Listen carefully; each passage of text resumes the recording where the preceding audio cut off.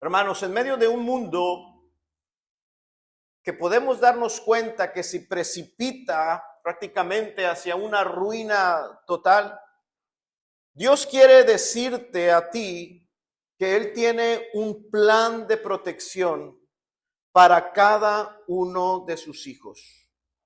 Este tema que hemos estado viendo en Apocalipsis es importante y debemos de prestarle mucha atención, porque solo una visión correcta del gobierno soberano de Dios nos va a permitir tener paz en medio de cualquier conflicto.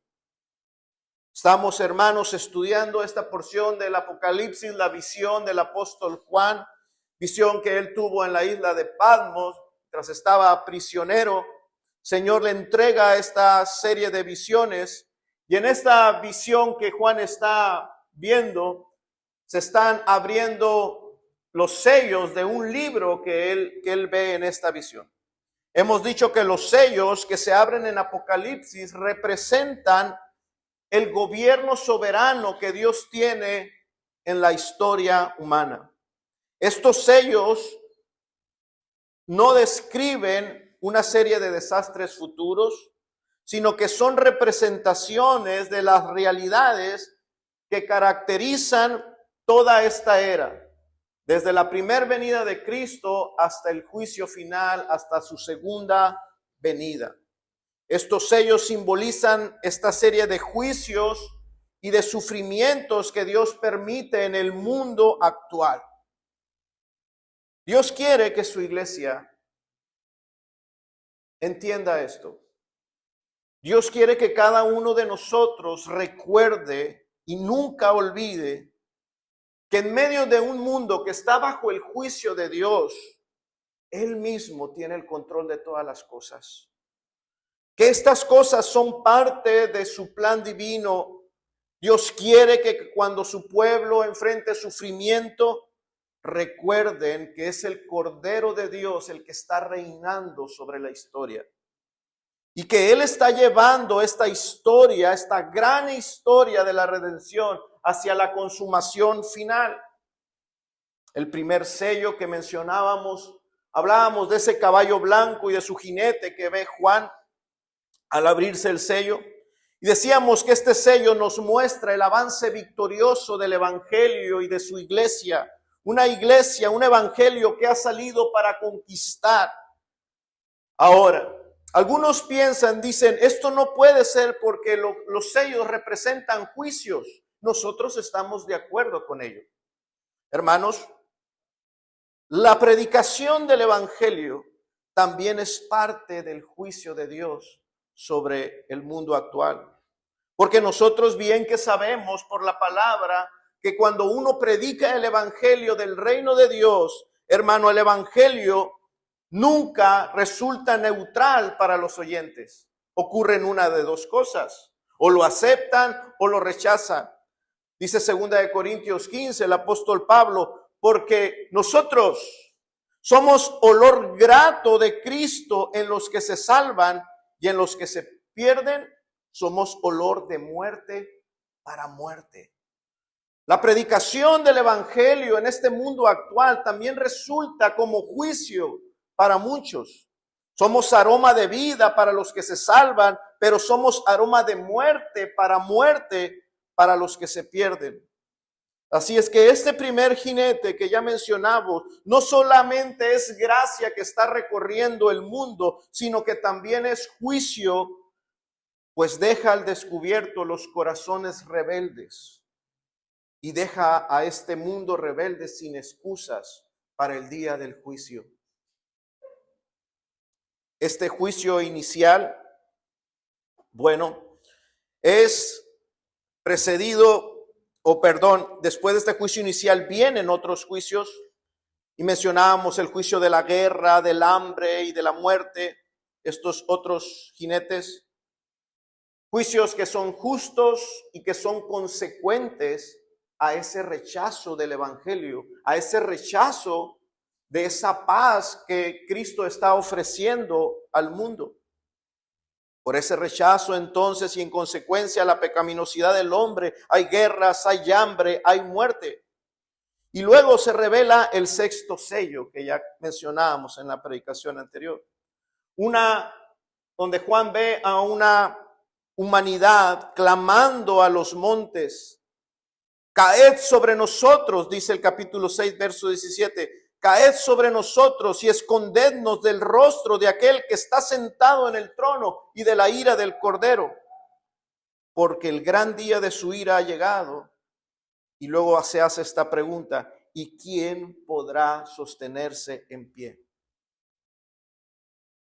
Se vislumbra en la visión que el Cordero de Dios viene a juzgar al mundo y que los impíos y aquellos que rechazaron el Evangelio se esconden porque ese día será terrible para ellos. Y en esa escena donde el Cordero viene a juzgar al mundo y la humanidad está buscando un refugio seguro y no lo encuentran, es donde se hace una pausa en la visión. Parece aquí haber una pausa justo en el momento de clímax, en ese momento donde se ve un terror universal en la escena que Juan está viendo, ocurre una pausa. El juicio final que parecía que iba a ocurrir ya en la visión de Juan se detiene. Y la pregunta es, ¿por qué? ¿Por qué? ¿Por qué el día de la ira se detiene? Hermanos, hay una prioridad. Para Dios hay algo que debe de atenderse antes del día final. Y esto es lo que vamos a ver hoy: la protección y la preservación de su pueblo. ¿Quién podrá sostenerse en pie? Termina el capítulo 6. No hay un refugio terrenal que pueda salvar del día del juicio final. No habrá estrategias humanas que puedan salvar de la ira del Cordero. ¿Quién podrá sostenerse de pie cuando Él venga a juzgar? ¿Quién será librado? ¿Quién podrá mantenerse de pie ante un Dios santo, puro? ¿Quién podrá ser libre de pecado en ese día y no recibir condenación? Bueno, la prioridad antes del juicio final es que todos los elegidos de Dios reciban la gracia salvadora del Cordero. Lo primero que nos enseña la siguiente parte de la visión que leeremos es que la gracia precede al juicio. Leamos Apocalipsis capítulo 7, verso 1. Dice así: después de esto, vi a 4 ángeles en pie sobre los 4 ángulos de la tierra, que detenían los 4 vientos de la tierra para que no soplase viento alguno sobre la tierra, ni sobre el mar, ni sobre ningún árbol. En la Biblia, los 4 puntos cardinales representan la totalidad de la tierra. Cuando la Biblia habla de los 4 ángulos de la tierra, está hablando lo que se conoce como un hebraísmo, una forma de comunicarse de los antiguos hebreos. Era ese lenguaje de aquella época, cuando ellos querían expresar una universalidad o totalidad, usaban estas frases, desde los 4 puntos cardinales, de los 4 ángulos de la tierra. Es como si nosotros hoy dijéramos de norte a sur y de este a oeste, queriendo expresar desde todo lugar. Nosotros vemos este tipo de lenguajes en Isaías capítulo 11, donde Dios promete reunir a su pueblo desde los 4 confines de la tierra. Bueno, en esta visión se mencionan esos 4 puntos cardinales donde se encuentran 4 ángeles que detenían, dice nuestro verso, los 4 vientos de la tierra. Ahora, no olvidemos el contexto. El juicio final parece inmediato, parece que ya va a caer y va a llegar sobre toda la humanidad. Y ahora lo que estamos viendo es a 4 ángeles ubicados en todo el mundo, o sea, abarcando todo el mundo, deteniendo las fuerzas del viento, fuerzas que vienen con poder destructivo de todas las direcciones para azotar la tierra. En Jeremías capítulo 43, verso 36, se usa este mismo tipo de lenguaje sobre vientos que vienen a azotar. Se profetiza en este pasaje contra Elam y se usa este mismo de lenguaje para hablar de un juicio total, de destrucción que iba a venir de todos los lados. Dice la escritura, traeré sobre Elam los 4 vientos de los 4 puntos del cielo. Y termina diciendo, y no habrá nación donde no vayan fugitivos de Elam. Los 4 vientos en la escritura representan el alcance absoluto del juicio de Dios. Hay 4 ángeles deteniendo el juicio absoluto que Dios ha mandado sobre la humanidad que está por llegar, pero esa fuerza de juicio divino está detenida por estos ángeles. Hermanos, el mensaje es contundente. Cuando Dios desata los vientos, no hay lugar donde esconderse. No hay nadie que pueda esconderse ni pueda librarse de la destrucción. Cuando Dios habla de los 4 vientos, está hablando de una destrucción completa, absoluta. Daniel 7, versículo 2 dice, Daniel dijo, miraba yo en visión de noche y he aquí los 4 vientos del cielo combatían en el gran mar. Daniel también miró esas fuerzas del juicio divino que procedían de todas las direcciones. Juicios que combatían, en el caso de Daniel dice, contra el gran mar. El gran mar o el mar, la figura del mar en la escritura, representan todas las naciones de la tierra. Hermanos, pero alabado sea Dios, ¿verdad? Que se ha mandado que ese juicio absoluto, total y final se detenga. Se detenga. Que esos 4 vientos se detienen. Y se detienen con un propósito, con un objetivo, que es dar gracia antes que juicio. Que es proteger a los suyos y prepararlos. Hay una orden de lo alto en la visión de Juan. Están estos 4 ángeles deteniendo los 4 vientos. Y dice el versículo 7, verso 3, no hagáis daño a la tierra, ni al mar, ni a los árboles. El Dios soberano ordena que ese juicio total, absoluto, se detenga por un tiempo. El juicio universal está detenido por la orden de Dios, detenidos por aquel que tiene toda la autoridad. Los vientos del juicio final están detenidos, hermanos, para mostrar misericordia. Misericordia. Y para dar Dios a conocer que la misericordia se levanta sobre el juicio, para que se cumpla lo dicho por el salmista. ¿Recuerda usted el Salmo 89, 14? Donde menciona los atributos de Dios y cómo todos ellos pueden armonizar perfectamente. Justicia y juicio son el asiento de tu trono. Dios es justo y juzgará, no dará por inocente al culpable. Ahorita el hombre pecador puede regocijarse en su maldad y no ver las consecuencias, pero no habrá pecado, no habrá infracción a la ley de Dios que no se vaya a pagar, porque Dios es justo, porque su trono es justicia y juicio. Pero dice el mismo pasaje, misericordia y verdad van delante de tu rostro. Dios también es misericordioso. Dios tiene gracia y misericordia. Y antes de justicia y juicio, Dios envía misericordia. Deténganse los vientos de juicio. Deténganse, porque Dios enviará primero misericordia. La gracia, hermanos, precede al juicio.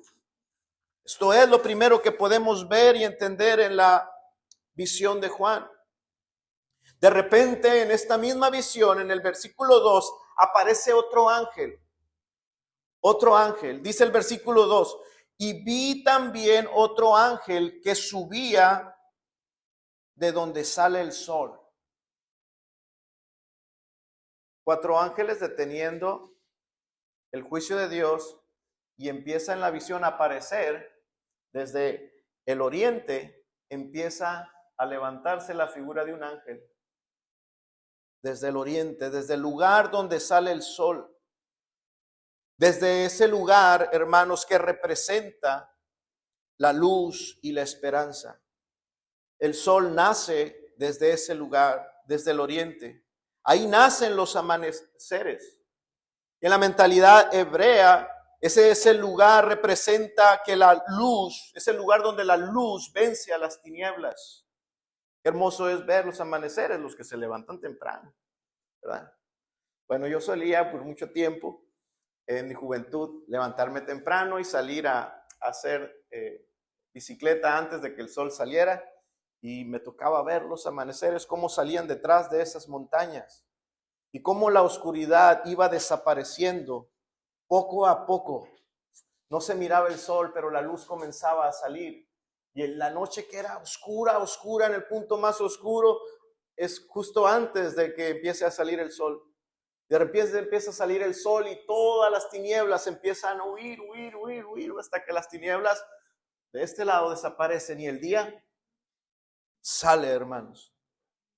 Eso es lo que ve Juan, un ángel que sale desde ese lugar, desde el oriente, desde ese lugar desde donde nace el sol, ese lugar desde donde Dios, hermanos, renueva sus misericordias.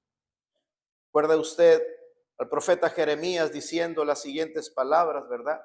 Por la misericordia de Jehová no hemos sido consumidos, porque nunca decayeron sus misericordias, nuevas son cada mañana, grande es su fidelidad.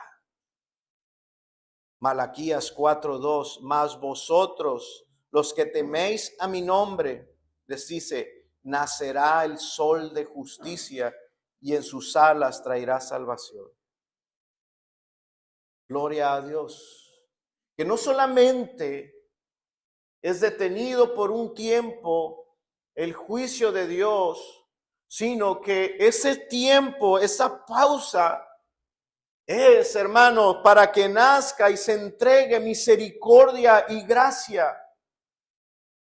¿Para quién es esa gracia? ¿Para quién es esa misericordia? ¿A quién Dios quiere preparar y proteger antes del día de la ira? Bueno, mire la visión de Juan. Versículo 2 también dice, el ángel tenía, este ángel que sale desde Oriente, tenía el sello del Dios vivo y clamó a gran voz a los 4 ángeles hasta quienes se les había dado el poder de hacer daño a la tierra y al mar. Luego dice el versículo 3, hasta que hayamos sellado en sus frentes a los siervos de nuestro Dios. Deténganse, esta es una pausa, ¿hasta qué? Hasta que sean sellados los siervos de nuestro Dios. Y este, hermano, es nuestro segundo punto. El primer punto es la gracia, es primero, es antes que el juicio. Nuestro segundo punto, hermanos, es, vamos a hablar de los sellados. ¿Quiénes son los sellados? Bien, el texto es claro, son los siervos de Dios. Ahora, la marca que se pone en las frentes no es una marca física, ¿verdad? No es una marca literal. El sello, hermanos, en el mundo antiguo tenía 3 propósitos principales, los sellos. Número 1, los sellos indicaban propiedad. Número 2, los sellos otorgaban protección. Y tercer propósito, los sellos garantizaban que algo era auténtico. ¿Escuchó? Propiedad, protección y autenticidad. El ángel anuncia que esta pausa es para sellar a los siervos de Dios, hermanos, con estos tres mismos propósitos. Los creyentes, hermanos, somos sellados espiritualmente a través del Espíritu Santo. Y esto refleja estas tres verdades que acabo de mencionar, hermanos. Los sellados, los siervos de Dios, somos sellados como su propiedad. Así como un pastor, los pastores de ganado en la antigüedad, aunque todavía, ¿verdad?, marcan a su ganado para decir este es el sello, y se hace un sello de alguna forma distintiva para decir esta es mi propiedad, y que no se confunda, que no se si se mezcla con otro ganado, poder decir esto es mío. El ganadero sella a lo que es suyo. Hermanos, Dios así ha puesto sus sellos sobre nosotros. Dios identifica lo que es suyo. Cada creyente es propiedad de Dios. Es propiedad. Hemos sido, hermanos, sellados por Dios, y no con un sello como antes en la antigüedad tenían los reyes. Tenían anillos de oro donde sellaban también documentos. Nosotros fuimos sellados con la sangre preciosa de su Hijo Jesús, como su propiedad. ¿Recuerdan ustedes las palabras hermosas de Jesús en el Evangelio de Juan, capítulo 10? Jesús dijo: yo soy el buen pastor y conozco a ¿quiénes? A mis ovejas. A mis ovejas.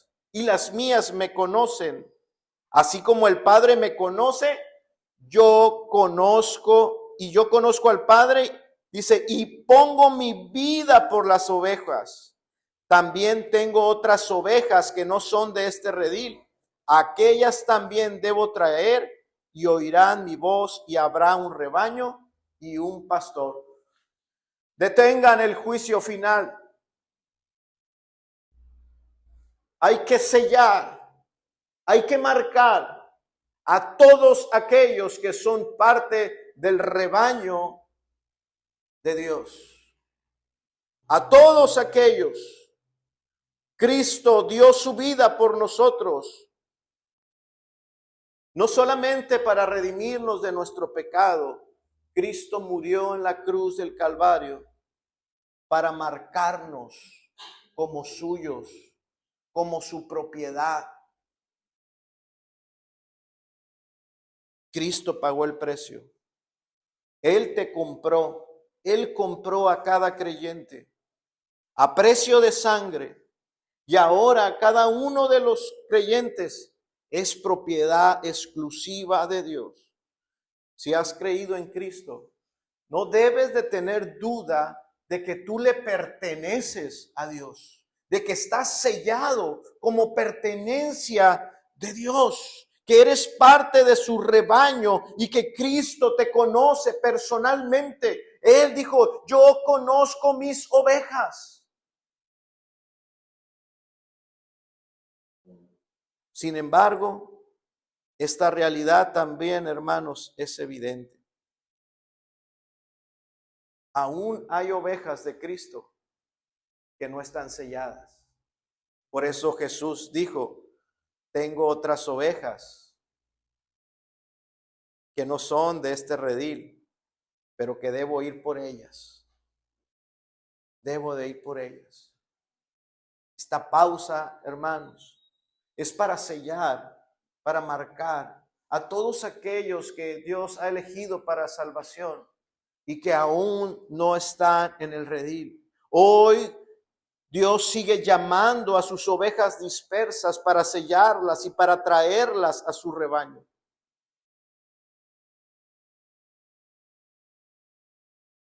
La segunda propiedad que tenían los sellos en la antigüedad era para protección. Así es que además de pertenecerle a Dios, los sellados también están bajo el cuidado constante de Dios. Están protegidos por Dios. Los reyes con ese anillo que tenían, su sello, lo usaban para proteger aquello que ellos mismos habían decretado, o para proteger a quienes ellos querían proteger y ponían el sello sobre un decreto para proteger a alguien. De manera similar, hermanos, Dios manda sellar a aquellos que Él quiere proteger y preservar en medio de los juicios del Antiguo Testamento. Recordemos cómo Dios escogió un pueblo que no tenía nada de especial, pero que Dios en su libre voluntad quiso tener comunión con ellos. Y en una época o en una etapa de este pueblo quedaron cautivos en Egipto. Y Dios quiso libertarlos porque Dios protege a su pueblo. Dios protege lo que es suyo. Y Dios desata juicio sobre Egipto y vienen las plagas y se están desatando los juicios sobre Egipto. Pero Dios, antes de enviar el último juicio, que era el ángel de la muerte que iba a matar a los primogénitos, ¿recuerdan? Antes de enviar el juicio final, ordena que se haga algo distinto. Se ordena sacrificar un animal inocente, tomar la sangre de ese animal y ponerla como una marca en los linteles, en los marcos de las puertas de sus casas, para que fueran protegidos esa noche que el ángel vendría con el juicio final a Egipto. Y fueron marcados. Las casas de los hebreos fueron marcadas con la sangre para protección, para preservación de este pueblo, pues no eran distintos a los egipcios, eran pecadores como los egipcios. Pero Dios en su libre voluntad y en su amor por ellos, en su misericordia, Él les proveyó de un sello, de una marca especial, para que en el día del juicio ellos no sufrieran pérdidas. El sello del Cordero de Dios, hermanos, se sigue poniendo sobre cada uno de los creyentes. El apóstol Pablo identifica esta verdad en Efesios 1:13.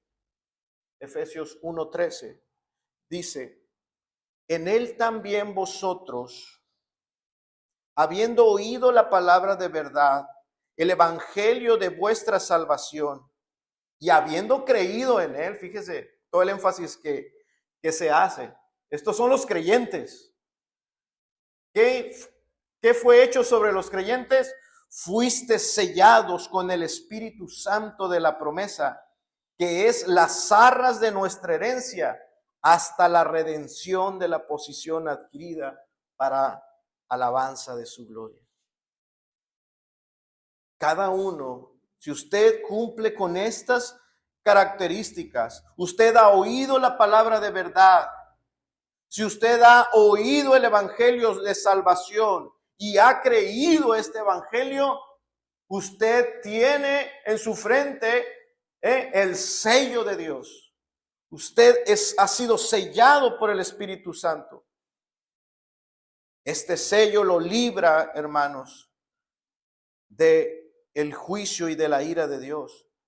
No nos libra del sufrimiento temporal. No nos ha librado Dios de tener que estar en esta vida lidiando con un mundo que está enfrentando los dolores y los juicios, hermanos. Pero sí, este sello nos asegura de que en el juicio final, de que ese día de la ira no será para nosotros día de muerte ni día de condenación. La muerte, como pasó de largo con los hebreos, así pasará, hermanos, de nosotros. Así, hermanos, seremos salvos, porque ya hemos sido marcados como posesión de Cristo y Cristo protege a lo que es suyo. Decíamos que este sello también representa o tiene esta cualidad de servir como un método de autenticidad. El Espíritu Santo es la marca que te identifica como creyente. El Espíritu de Dios es el que certifica que eres un hijo verdadero de Dios. Esa es la prueba. Ese sello, el Espíritu de Dios, es la prueba de que nuestra fe no es fingida, sino de que nuestra fe es real. Romanos 8:16 dice la Escritura: el Espíritu mismo da testimonio a nuestro espíritu de que somos hijos de Dios. La palabra aquí, testimonio, en el hebreo es sumaratureo. No se preocupe, no tiene que memorizársela. Esta palabra en el original, en el hebreo, significa asegurar, confirmar, corroborar. Así es que lo que está diciendo la palabra es que el Espíritu de Dios es quien asegura, es quien confirma, es quien corrobora que eres auténtico hijo de Dios. Qué verdad tan gloriosa, hermano. Vea que el sello del Espíritu Santo no solo declara que le pertenecemos a Cristo, sino que nos autentifica, nos certifica como poseedores de la herencia de Dios, como herederos legítimos del reino de Dios.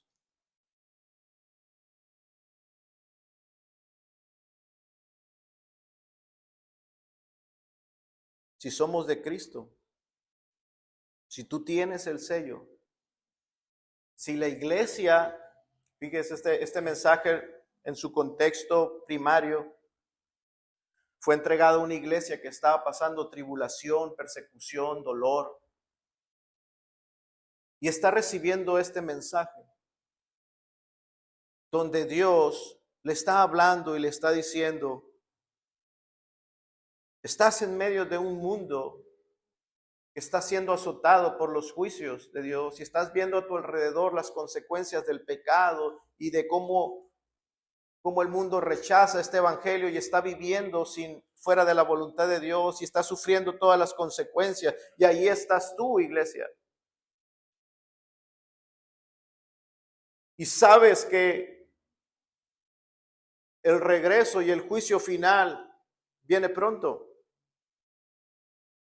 ¿No será para ti esto de gran consuelo saber que tú serás librado mientras tus opresores recibirán su justo merecido? Así es que cuando el mundo parece desmoronarse frente a los cristianos deben de meditar en esto. Cuando sientan ustedes que su fe está débil, tienen que recordar esto: Dios ya te ha marcado como su propiedad. Dios conoce a los que le pertenecen. Hay un texto que solamente escucharlo se siente la fuerza y el poder que tiene estas palabras, esta verdad. Segunda de Timoteo 2:19. Pero el fundamento de Dios está firme. ¿Escuchó? Firme, sólido. Un mundo en medio de de caos, de que se desmorona, hay un fundamento. En un mundo donde no hay refugio seguro, hay un fundamento y ese es el fundamento de Dios, está firme. ¿Qué dice? Teniendo este sello. ¿Cuál es el sello? Conoce el Señor a los que son suyos. Dios te conoce. Dios te conoce. Y esta verdad es un fundamento sólido. No estás fuera del radar de Dios. El creyente no está fuera del alcance del conocimiento de Dios. Este es un fundamento sólido, firme. El Señor conoce a los que son suyos. Sí, estamos aquí viviendo experimentando el dolor de esta vida. Pero estamos aquí aún en esta vida para cumplir el propósito de Dios para este tiempo. Que la gracia de Dios, que la misericordia de Dios siga llegando y siga sellando a todos sus elegidos. Estamos aquí para llevar las buenas nuevas de salvación a los perdidos, a esas almas que están fuera del rebaño, y predicarles el evangelio del reino para librarlos del día de la ira. No estamos aquí para ser felices con esa felicidad que el mundo ofrece. Estamos aquí para gozarnos en la seguridad que nos da nuestro Dios y avanzar y perseverar en la obra que tenemos por delante. Somos su iglesia, somos su rebaño. Un rebaño que el Señor mismo lo dijo: yo los envío como corderos en medio de lobos. Pero Dios nos cuida, pero Dios nos protege. Continuamos bajo su cuidado pastoral. Él está cuidando de su rebaño porque somos del Señor. Somos suyos, somos su iglesia, somos su pueblo. Somos amados, somos aquellos por quien Cristo entregó su vida y murió en la cruz. Él te ama, hermano, Él te ama, creyente. Nosotros somos la prueba viviente de esta verdad. Estamos aquí, el día de hoy, porque hemos sido preservados por su cuidado. Así es que si has creído el evangelio,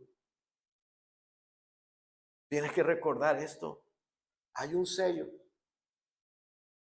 Hay un sello que Dios puso en mí. No lo puedo ver, porque ¿quién puede ver, verdad? Un sello en la frente con sus propios ojos. Hay un sello que a veces se me olvida que tengo. A veces se te olvida que llevas. A veces se te olvida que estás marcado. Eres del Señor. No tienes por qué temer a nada de lo que venga. Dios conoce a los que son suyos y promete protegerlos. Así que cuando sientas que la vida es demasiado dura, quizás sirva llevarte por un momento tu mano a la frente y recordar esta realidad espiritual. Soy sellado, pertenezco a Cristo, su espíritu mora en mí. Nada puede arrebatarme de la mano herida de mi Cristo. Estoy sellado y por Él yo sé que permaneceré de pie. ¿Quién podrá mantenerse de pie? Solamente los sellados. Y yo soy uno de ellos porque yo he creído en su evangelio. La visión presenta entonces, hermanos, llegamos a nuestro tercer y último punto, los 144,000. En esa visión, Juan escucha el número de los sellados. Y en esa visión él escucha que esos sellados eran 144,000. Ese número no debe de entenderse literalmente como algunas sectas lo mencionan. Es un número simbólico, como toda la literatura apocalíptica es simbólico. Apocalipsis 7:4 dice, y oí el número de los sellados, 144,000 sellados de todas las tribus de los hijos de Israel. Cito a William Hendrickson, conocido y reconocido comentarista. La idea central del capítulo 7 es esta: la totalidad del pueblo de Dios debe ser sellada, pues este sellado asegura para ellos la preservación espiritual y la gloria celestial. En la visión de Juan, en los versos del 5 al 8, después de escuchar el número general, 144,000 sellados, en los siguientes versos del 5 al 8 menciona a cada tribu de Israel. 12,000 sellados de cada una de las tribus de Israel. 12 por 12 por 1,000 o 12,000 por 1,000, 144,000, ¿verdad? Lo que simboliza una multitud completa y organizada. En la simbología bíblica, el número 12 representa plenitud, totalidad, específicamente en el pueblo de Dios. En el Antiguo Testamento, 12 tribus. En el Nuevo Testamento, 12 apóstoles. El Antiguo Testamento, el pueblo de Dios representado por las 12 tribus. En el Nuevo Testamento, el pueblo de Dios, la iglesia, representado con los 12 apóstoles. Plenitud, totalidad del pueblo de Dios.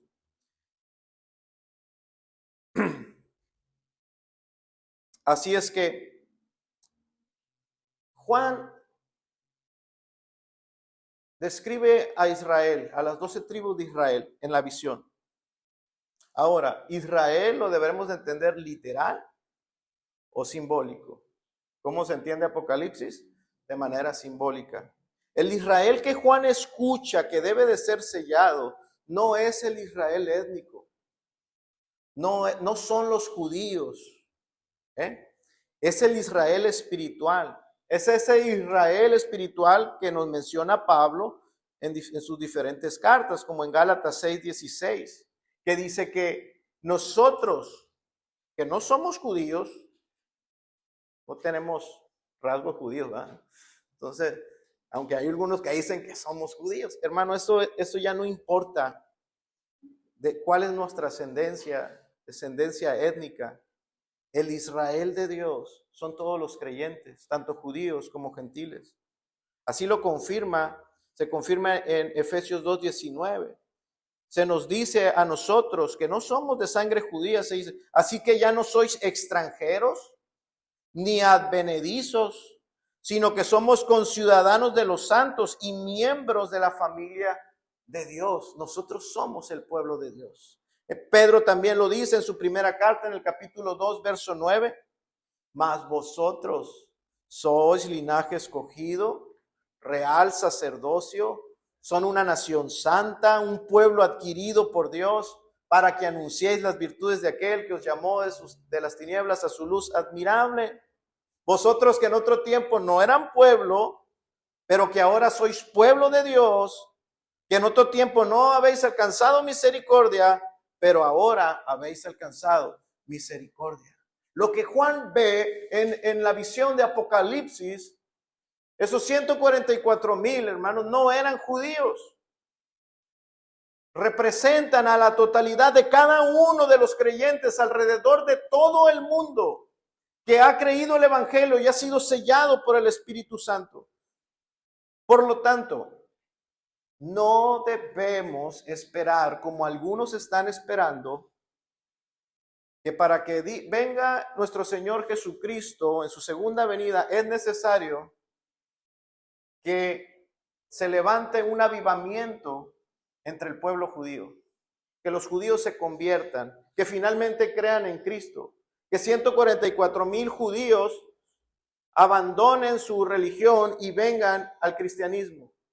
Y entonces, después de que ellos vengan y se aviven, entonces vendrá el juicio final. Hermano, no es eso.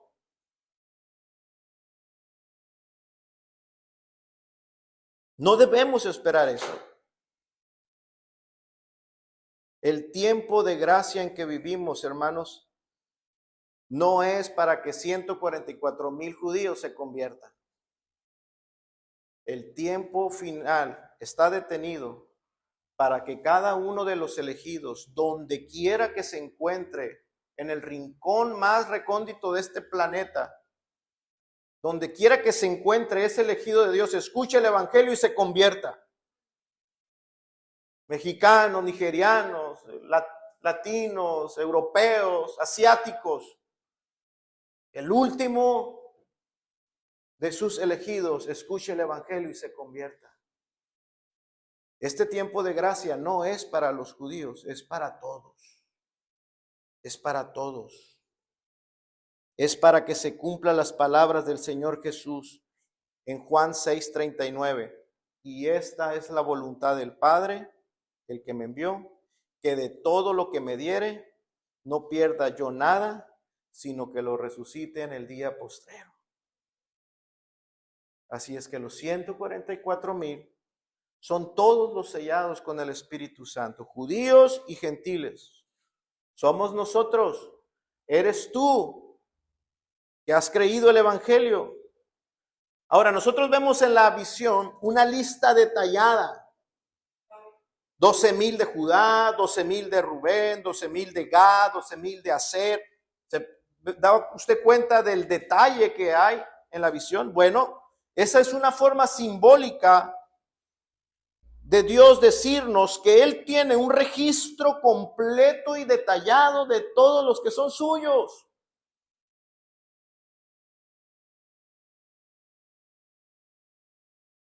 Esta pequeña congregación, en esta pequeña ciudad, en esta parte del país donde nadie quiere vivir,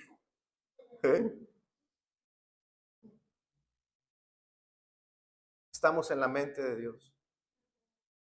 Estamos en el corazón de Dios. Aún la tribu más pequeña está en los registros de Dios. Estamos bajo la mirada de Dios. Él tiene un registro completo de cada uno de nosotros. Ningún sellado será olvidado por Dios. Nada ni nadie puede borrar tu nombre del libro de la vida. No se puede borrar. Todos y cada uno de ustedes, iglesia, está siempre presente en la mente y en el corazón del Cordero de Dios. Qué poderoso consuelo, ¿verdad? Encontramos en esta verdad. En este mundo que se desmorona, Dios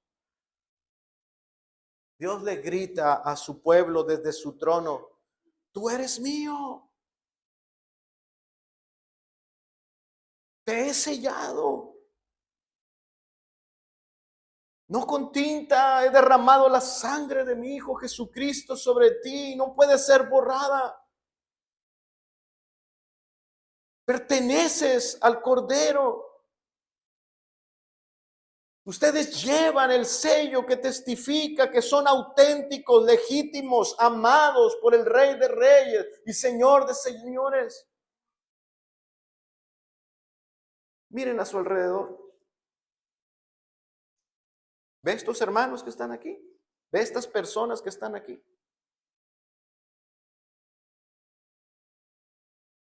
No son personas cualquiera. Ustedes no son cualquier persona. Ustedes son el Israel amado de Dios. Así, con sus defectos, con sus fallas, con sus debilidades. ¿Se han creído el Evangelio? ¿Se han entregado su vida a Cristo? Cada uno de los que están aquí son el Israel de Dios. Ustedes, iglesia, ustedes son la prueba de que la gracia vence al juicio. Ustedes son la prueba de que la gracia gana, que la gracia vence.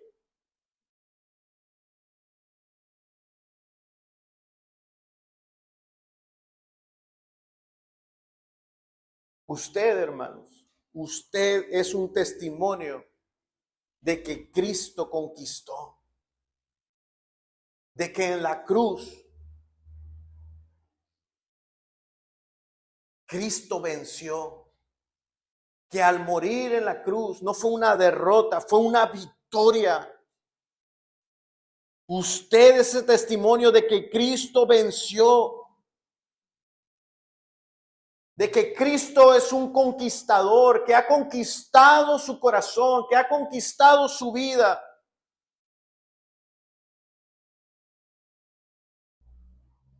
Él es el vencedor.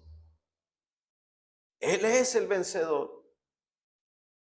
Usted es la prueba de que el evangelio salió para vencer y que después de 2000 años de que este evangelio se ha predicado, ese evangelio sigue avanzando y sigue conquistando y sigue poseyendo corazones de toda lengua, de toda tribu y de toda nación. Usted es la prueba de que el plan perfecto de Dios se está cumpliendo. Gloria a Dios por eso.